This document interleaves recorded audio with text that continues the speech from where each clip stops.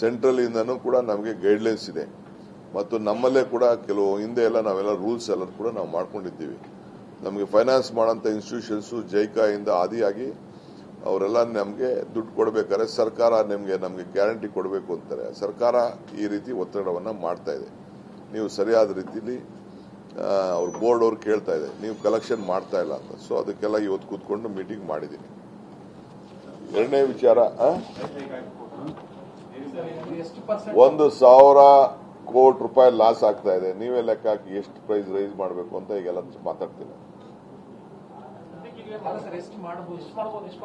ಈಗ 1,000 ಕೋಟಿನ ಮ್ಯಾನೇಜ್ ಮಾಡ್ಬೇಕಲ್ಲಪ್ಪ. ಇನ್ನ ತೀರ್ಮಾನ ಇಲ್ಲ.